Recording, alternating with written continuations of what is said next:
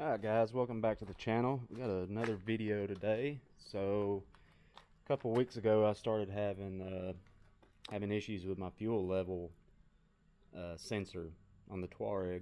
So I'm going to swap it out. I think I know where it's at, but pretty much what's happening, and it's kind of intermittent. Like, I don't know if you'll see it right now. No, it's not acting up. What's been happening is my indicator will start flashing, and it's very annoying. And then sometimes it'll clear up on its own and go away, and then it'll come back. So I went ahead and bought a new unit from AF1. It was like $200 something, and it probably just needs to be cleaned. It probably has, I run ethanol fuel in this all summer long, so it may have just gotten some ethanol in there, and maybe I can take the old one out and clean it. Just to show you what it looks like, this is the new unit here, and you can hear there's a little ball or something in there that floats up and down with the fuel level. I was looking at it earlier. It looks like it has some, like, maybe it lets gas into it through these holes down here. So I'm just gonna go ahead and replace it, and then I'll look at the old one and see if it can be cleaned, and if it can be, I'll go over that. So alright, so let's get started taking stuff off. So I believe the sensor is pretty much back here behind this on the bottom side of the tank. I remembered seeing it whenever I did the valve service video. So I'm not sure if I'm going to have to take the tank off, but I know I'm going to have to take these side fairings off. And to do that, I got to start by taking the air filter cover off, and that's T20. You've got a bolt here, same bolt on the other side, and then you got 3 bolts under the gas cap that all have to come off. Okay, so I lied to you. These bolts are T25, not T20. I think I made the same mistake last time I did this. So T25. There are also two more bolts under the seat that have to come off. Okay, now that that cover is off, the next thing we'll have to do is, there is a bolt. Maybe you can see that. There's a bolt up here that has to come out. There's a little pop pin down here. You just use a flat blade screwdriver to pull it out. I think there's another one up here. And there's a bolt here on the radiator guard. And there's a bolt down here. And there's also a pop pin back here. So all those are going to have to come out. Maybe you can see it. Yeah, so the 2 pop pins that you got to take out up here by the turn signal, there's one hiding right here, and then the other one is down there.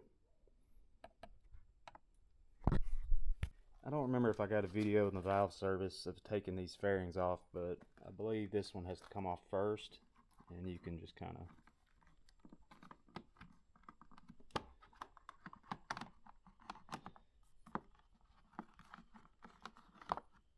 just pop it out of there. Let it come off. And then that one, after that one comes off, then this one. Is there something I missed? That bolt's loose.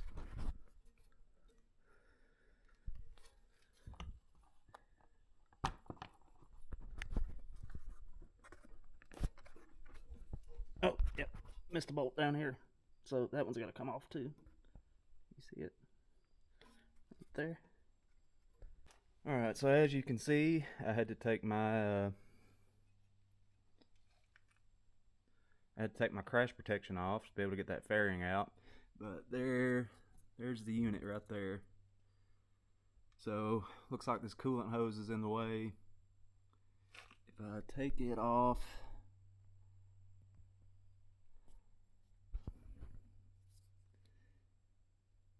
kind of hard to tell. It might snake out of there, but Really kind of looks to me like I might have to take the tank off, or at least loosen it up enough to get it to move a little bit. But we're gonna try it here first. So I said I'm gonna have to take this hose, get it out of the way, and then get these bolts loosened up and see what it looks like whenever it comes down. Alright, I wound up having to go back and siphon a couple liters of fuel. I had the tank at like half a tank. When I got to thinking about it, I was like, well, if it's still reading on the sensor, then it's probably not low enough. So I went and siphoned like 2 1/4 liters out, so hopefully that's enough. I forgot how awful gas tastes too, but whenever I took this off, I didn't uncap anything. I did lose a little bit of coolant out, so make sure you have a catch pan or something whenever you do that. But now I'm going to try taking these bolts loose, and if gas starts seeping out of there, I guess I'm going to have to go get me a longer siphon hose and get some more fuel out of the tank. So also, these bolts are they're T25 as well. Also, these things are pretty tight, so I'm gonna have to use a ratchet. I can't get them to break loose with the driver. So getting to this back bolt back here was kind of tough. It had a bad angle, so I popped this one bolt out that holds the gas tank, and now you can, you can pull it out and get better access to those back bolts. All right, there's the old one out. And you're just looking at it. Ball still feels like it's moving just fine. So I don't know what's wrong with it. Maybe it just went bad. All right. I guess one thing I noticed, looks like they did use some kind of thread locker on this. So probably what's on here is pink.